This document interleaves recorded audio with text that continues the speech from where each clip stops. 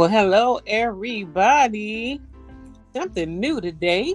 So, this is not new, but we're doing it a new way. We're going live. We usually pre record this Newsstop for, I have to say, I'm sorry, Monday Night Prayer, which we will still play it again.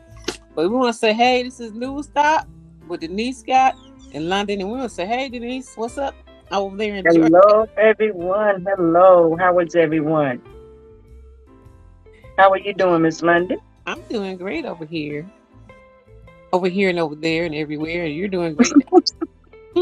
So we're going to do some news stop, a little piece of news. We're going live today, and it's going to be information and maybe preventative precautions, also for human trafficking situations, how to handle certain scenarios.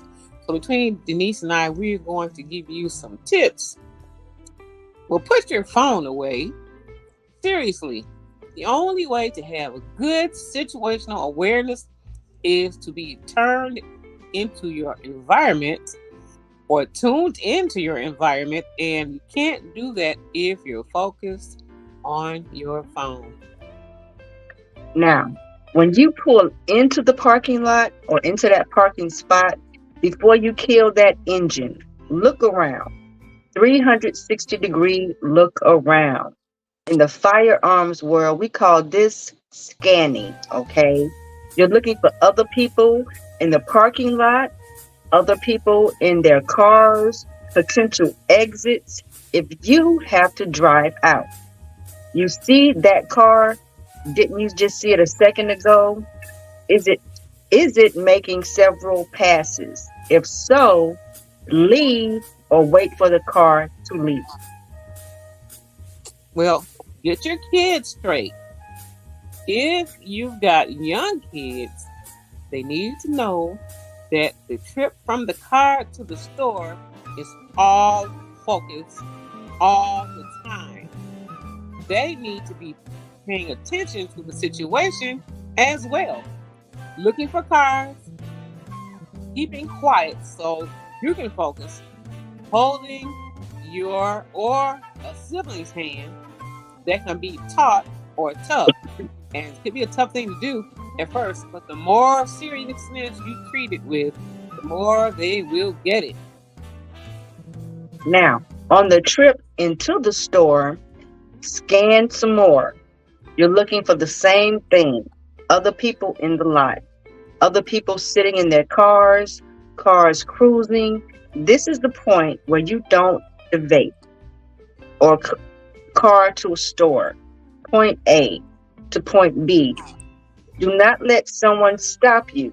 No conversations with strangers, no donations, no lending $5 to the guy who's out of gas. It's okay to say no, not now. Get into the store. And once you're in the store, you guessed it, scan. Make note of the employees, the exits, other people. It may not seem polite, but make note of people who should not be there. Are you in a children's clothing store? Is there guys in there with no children? Well, keep an eye on him. At the grocery store, you can keep seeing the same person regardless of the aisle. Then keep an eye on them. The point is that if something makes you feel uncomfortable, trust those feelings. We all have a great ability to pick up small, subtle details with our unconscious mind or subconscious mind, and all of those small, out of the place details will make us uncomfortable or even fearful. So pay attention to your gut. Now, if someone is making you uncomfortable, you've got a few options. Bait them by doing something completely unexpected. Walk away from a full cart, put everything in your hands down, and go to the other side of the store. If the person making you feel uncomfortable follows, now you have a legitimate issue. Well, next is confrontation. No, this should be done in public with plenty of other eyes. If you see a person photographing you or your child, confront them. There is no right to privacy in a lot of states. So legally, they don't need your permission to photograph you in public, even a minor. However, it's really creepy and should be called out. The last thing a predator wants is attention. So just like in nature, if everyone can see the predator for what it is, the plan is ruined. So if you have the guts, walk up and loudly ask them what they think they are doing.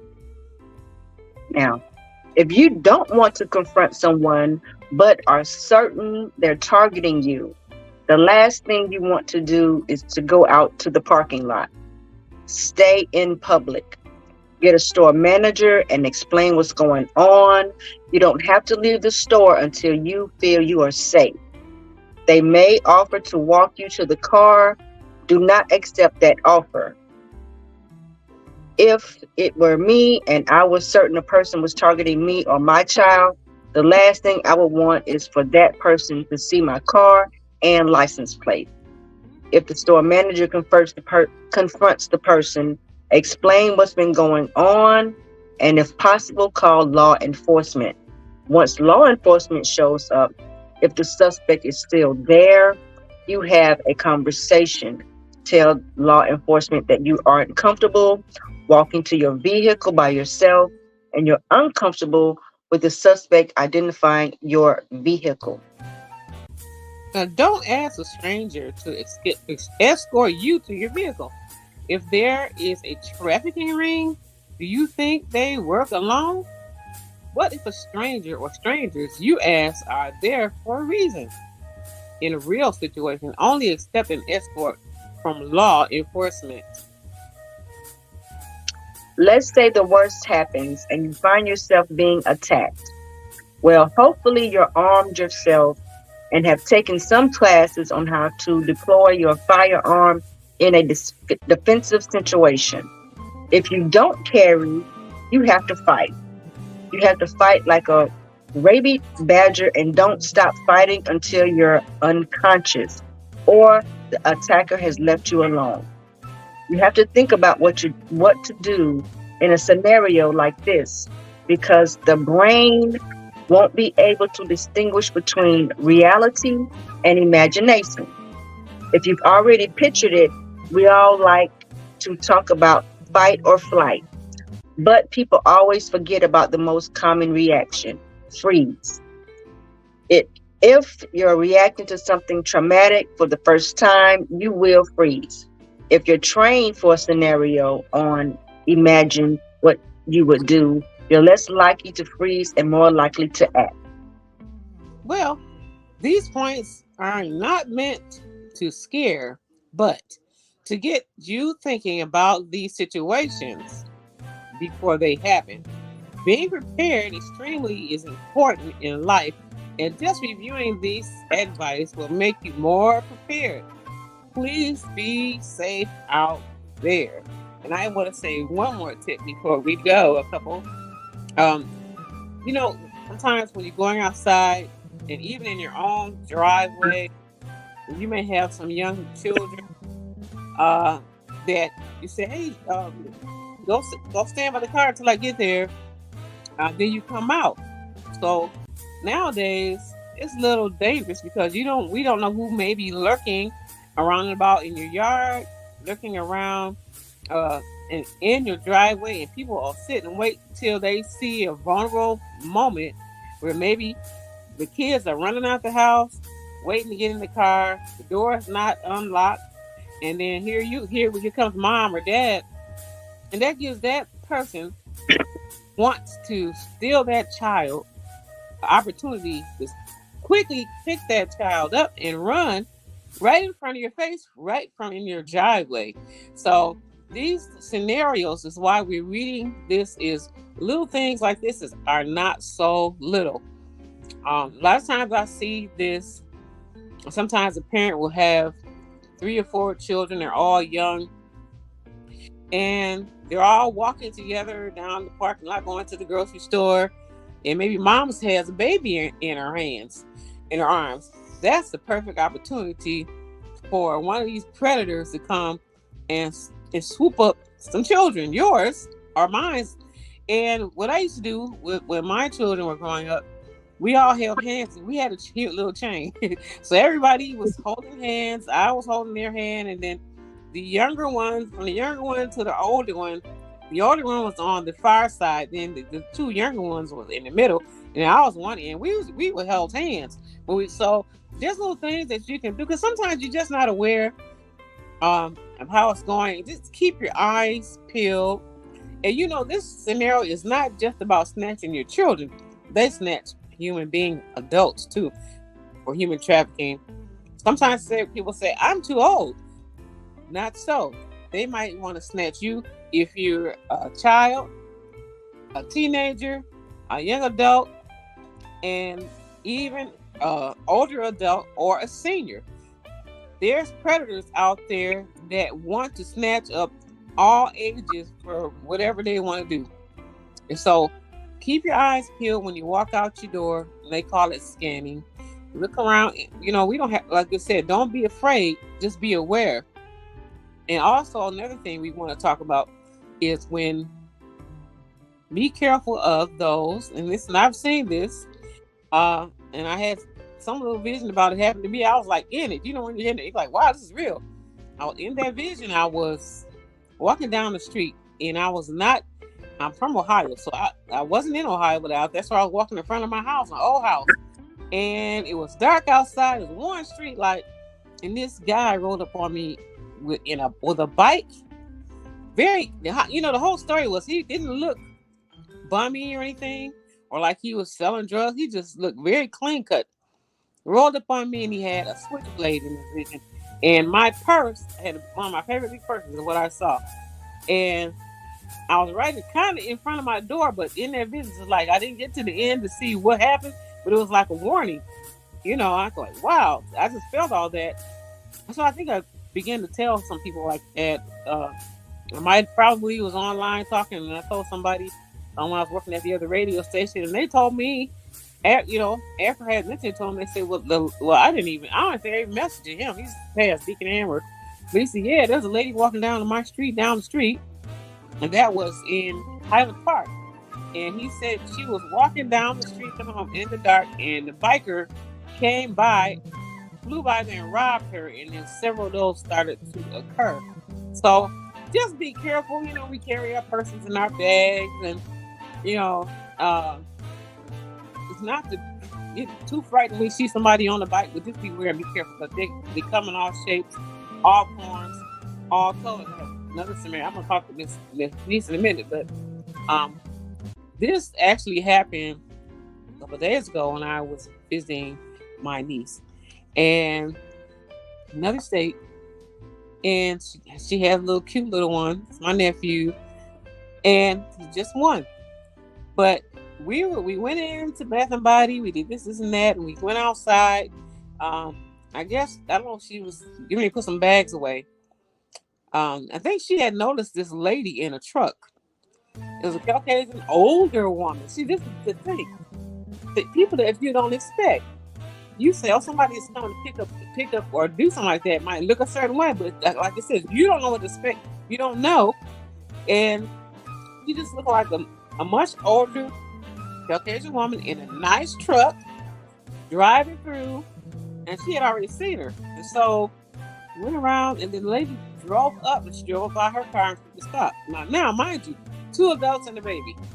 2 adults and the baby. And she probably had already put him in his seat, which would have been on the other side where she had pulled up.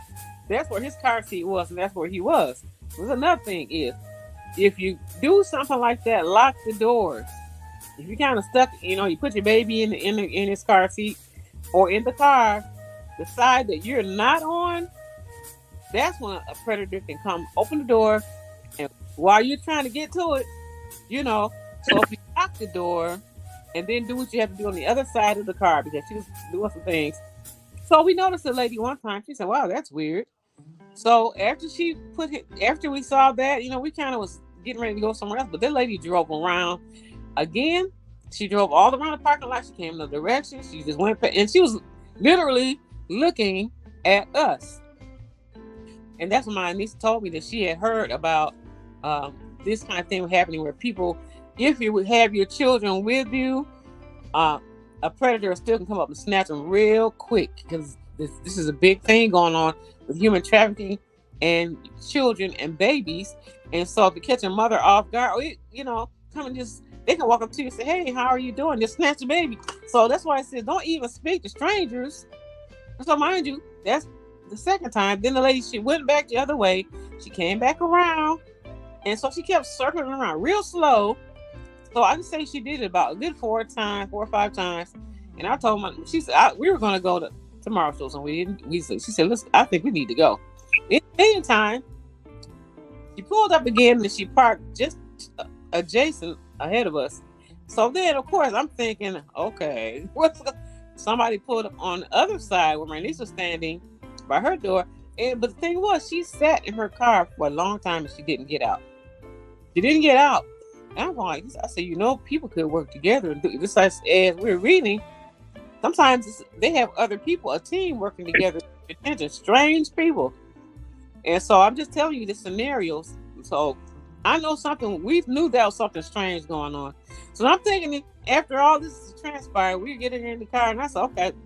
I said, the lady, wow, she's gone. No, she said, no, she's not, auntie. She's sitting right over there. I'm like, wow. So that kind of was, we're kind of taken back by that.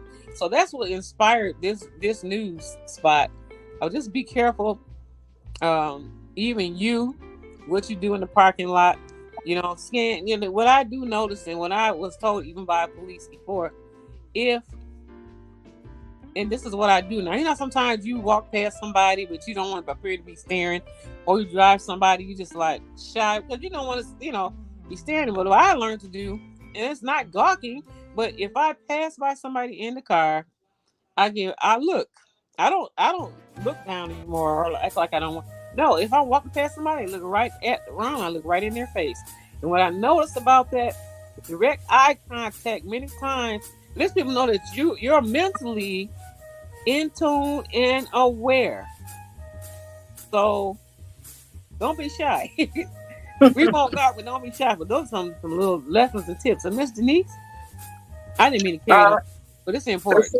I have a couple of tips, guys. One, please, when you're going out, especially at night, have your keys in your hand ready to use them. Get you some pepper spray and put on there. I like to tell my daughters, because I have a lot of goddaughters as well as my daughter, when you go into a club, try not to go by yourself. Go in a group, please. Please go in a group. You leave with 3 or 4, you leave and go home with the same 3 or 4. Don't leave your girl at the club by herself. Don't do that. Another tip, if you're putting a drink down, have somebody watch it. One person go to the bathroom and come back, because you never know if they're putting something in the drinks nowadays. So just be careful. And again, if your gut feeling is telling you something, believe it, okay? It's telling you that for a reason. If you're feeling uncomfortable about going out, if you feel uncomfortable about you seeing somebody watching you, just pay attention to your surroundings and be careful out there. Thank you. Hey, that is a great tip about the drinks, because my father, when I was a young lady, little bitty girl, and he said, "You look like your auntie." He said, which was one of his favorite sisters, and her name was Sylvia. Of course, when I got pregnant, he said, "Name the baby Sylvia." I told the story to me when I was, her name was Sylvia. Little, he used to talk to me all the time. He did, that's why you talk to your children. But he said, "Yeah, you were just like her. She sings, plays the piano." But he said she used to sing in the club, and he said she was really very pretty, talented, and she had a good-looking husband. And he said a lot of people were jealous of her. And he said that somebody put something in her food, and it took her about 3-4 months, maybe 6 months before she passed away. Whatever they did to her eyeballs turned green. So he always told me, never put your drinks down. Never eat all different kind of foods, and you don't know where it's coming from. It's a lot of things that people just can automatically do that you may not be aware of. And I'm sorry that I lost my aunt, but that sticks with me. And when Denise brought that up, that just that's hit a chord right there, and it's I'm important. sorry. I didn't mean to do that. I was, No, it's not bad. It's not bad. It's something that people should know. That's yeah, why I'm glad you brought it up, because a lot of times people don't think about it. You know, they go, and that's when if you start getting inebriated, you're at the club and you're by yourself. Anything can happen. mm-hmm. So if your girlfriend, like you say, or your guy, have to run to the bathroom, and then all these drinks are left on the table. Excuse me. Somebody should watch it. Just like if we go out to eat. We got food on the table, out to a buffet. So somebody sits at the table while we're watching. Everybody bring their food back, and then then maybe I'll go get my food. But so we have Yeah. to have a safety net. This once again, this is Newsstop with the Newsstop. We didn't mean to be so long, but this is long, but it's important. And so, Miss Denise, thank you so much for being here today. And you are such a wonderful person. Thank you for being here with us, and we love you. We love you out there. We are live right now, and this is our first live at Newsstop with Denise Scott in London. We love you. Have a blessed day. Blessings, everyone.